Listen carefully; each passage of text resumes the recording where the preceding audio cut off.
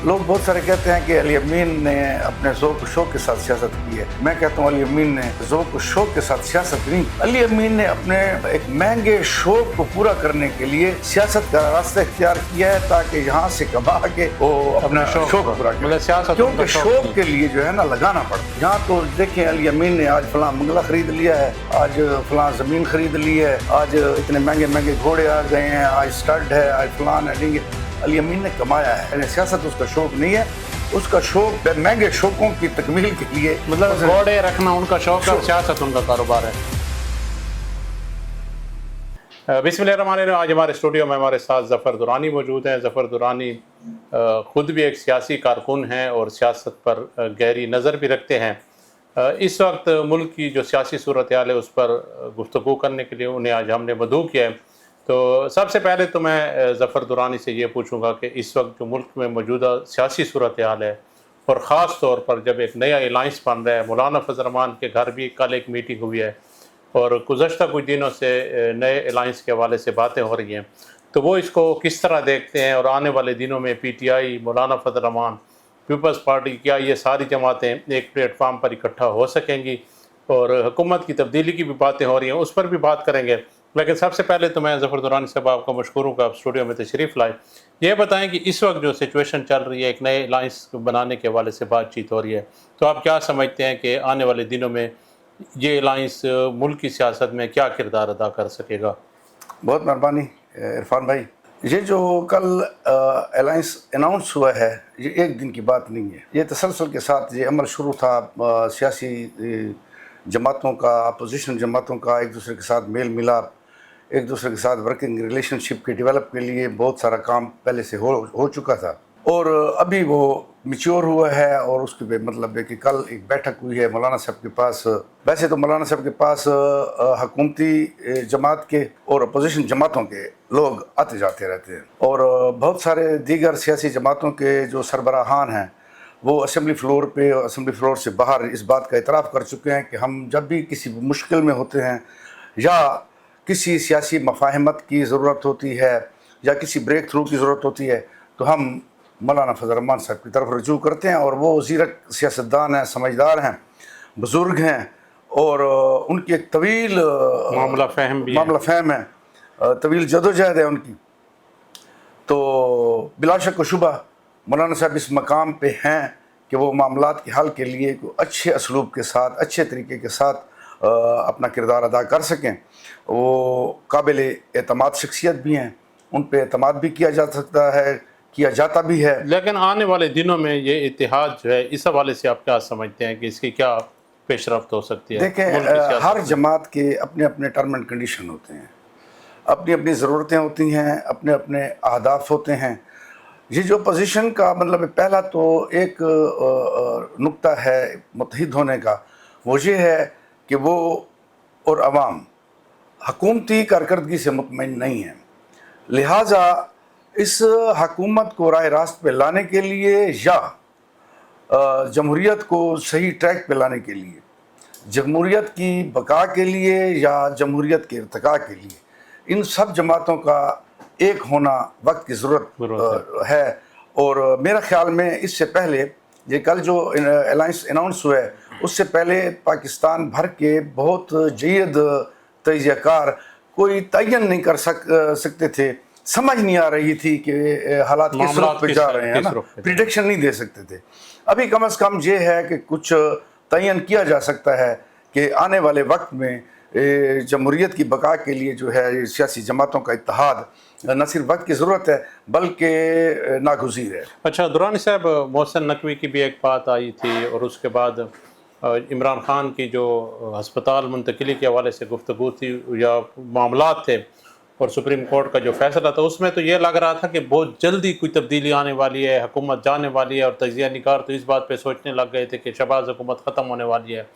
तो क्या आने वाले दिनों में ये जो अलाइंस बना है या जो मुल्क की सियासी सूरत हाल है, उसमें आप समझते हैं कि हुकूमत, वफाकी हुकूमत का ख़ात्मा हो सकता है कि नहीं, ये अपना टेन्योर पूरा करेगी?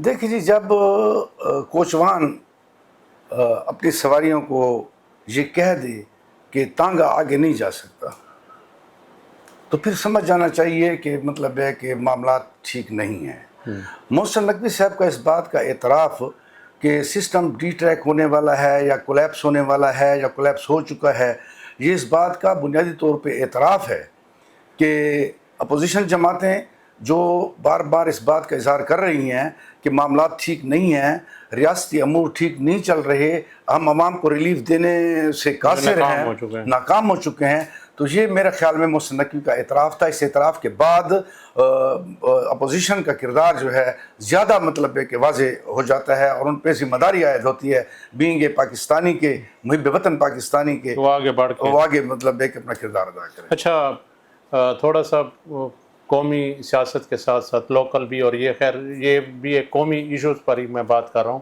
کہ پی ٹی آئی کے جو علی امین گنڈاپور ہیں، ہمارے لیے تو وہ لوکل اس لیے ہیں کہ ڈی خان سے ان کا تعلق ہے، وہ اس اتحاد کے خلاف ہیں، مولانا فضل الرحمان کے ساتھ خاص طور پر پی ٹی آئی کے الحاق پر وہ کافی برہم بھی نظر آتے ہیں، سخت بیانات بھی دیتے ہیں، تو کیا آپ سمجھتے ہیں کہ ان کو پارٹی چپ کرا سکتی تھی، یا پارٹی کی حکمت عملی ہے کہ علی امین گنڈاپور کو انہوں نے یہ ٹاسک دیا کہ ایک طرف نرم گوشہ، ایک طرف تلخ بیانات؟ نہیں دیکھیں، اصل میں تو علی امین کی مسئلہ ہے اس کا، وہ انتخابی حلقے کا مسئلہ ہے نا، اور جس طرح کہا جاتا ہے کہ پی ٹی آئی میں بہت سارے گروپس ہیں، کوئی علیمہ خان کا گروپ ہے، کوئی اسد کیسر کا گروپ ہے، کوئی کس کا، میں ایک سیاسی کارکن ہونے کے ناطے اتنا کہہ سکتا ہوں کہ دو گروپ میں، ایک پی ٹی آئی کا ایک سنجیدہ حلقہ ہے، ایک غیر سنجیدہ حلقہ ہے۔ تو سنجیدہ حلقہ جو ہے وہ پہلے سے یہ چاہتا تھا کہ معاملات کسی مفاہمت کی طرف جائیں، اور وہی سنجیدہ حلقہ جو ہے اب بھی اس مفاہمت کی طرف جا رہا ہے۔ جہاں تک ہے علی امین کی بات کہ وہ اس کو پارٹی چپ کرا سکتی تھی، علی امین کو میرے خیال میں کوئی چپ نہیں کرا سکتا، اس کی بنیادی وجہ یہ عادتیں جو ہے، وہ کہتے ہیں سرائکی میں کہتے ہیں عادت سر نہ لگی۔ علی امین خان جب ادھر اپنے دوستوں کی نجی محفل میں بیٹھا ہوتا تھا نا، تو دوست اس کو کہتے ہیں کہ علی خان یہ 500 روپیہ لے لو اور خدا کے لیے ذرا چپ کر کے بیٹھو۔ علی کہتا تھا کہ یار میں 1000 دیتا ہوں لیکن بولوں گا ضرور۔